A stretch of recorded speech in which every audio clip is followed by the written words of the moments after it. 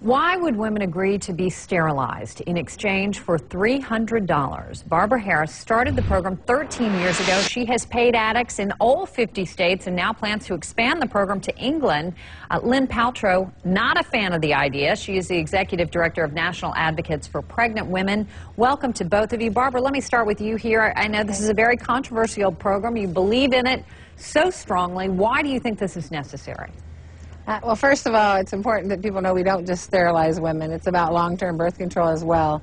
And I believe in it because there's no logical, rational reason anybody's yet to give me that a drug addict or an alcoholic should conceive a child that she's not going to be able to care for or keep. And I know you've heard your critics use some pretty harsh language, calling this Nazi-style social engineering, some calling it morally reprehensible. I mean, what do you say to that? I mean, I don't think there's anything moral about a woman giving birth to 8, 10, 12, 21 children that end up in the foster care system.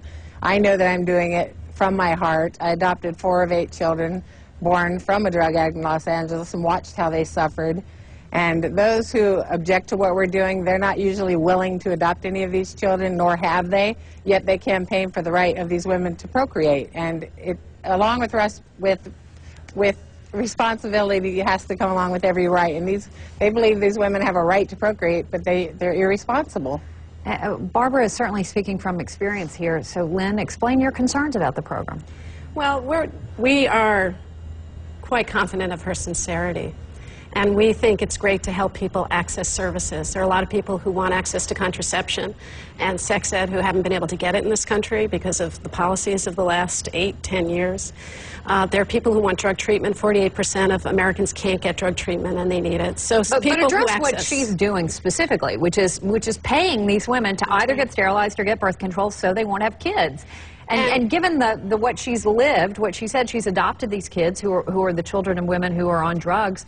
What is wrong with that? There's nothing wrong with facilitating people doing things they want to do. What's wrong is stereotyping a whole group of people and saying drug users ought to be sterilized, that there's a class of people who are dangerous by procreating.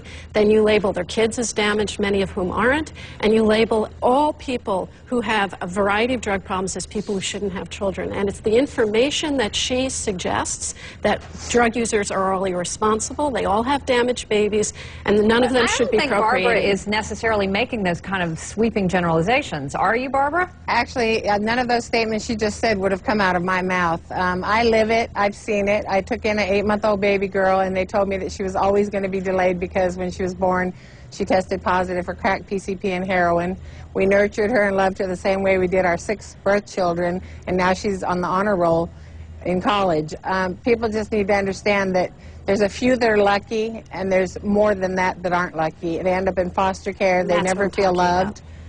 And it's just not fair to the kids. They're born with the cards stacked against them. What do you mean that's what you're talking about? She says more are born suffering, more are stacked against them. I've actually looked very carefully at those kinds of statements that are all over her website, that she has an opportunity here to say, and that's what's not true. Let's deal with reality, though, because we all have, you know, without passing judgment on these people generally, we all know millions of cases of children, maybe not millions, thousands of cases of children in the foster care system who are really struggling and get passed off. And I mean, the language is what bothers you, that it's going to stigmatize these kids? We keep going back to blaming a certain kind of group of people. When we say a certain group of people shouldn't have kids and their kids are taken away, we have a problem in this country.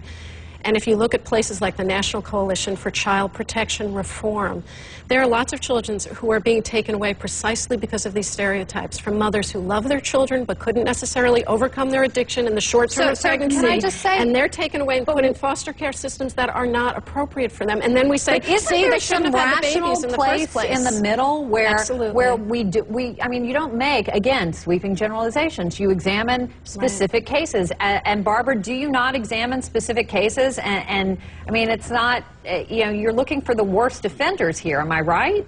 Lynn Paltrow doesn't live in the real world, I don't think, because I've talked to thousands of these women over the last 10 years, and they have told me stories that would horrify you. I just learned the other day about a woman who buried her baby 3 feet under in the ground at a month old because she didn't want him anymore.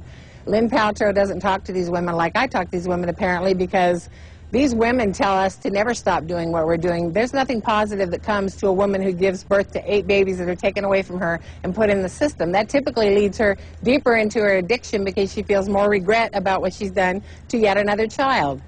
Barbara and I talk to a lot of women. I talk to children who are in graduate school whose parents had drug problems, and they are very happy they were born and that they weren't put into a faltering foster care system. I talk to mothers who have had serious crack problems, some of whom have babysat for my children, who've been able to get into recovery and have healthy children.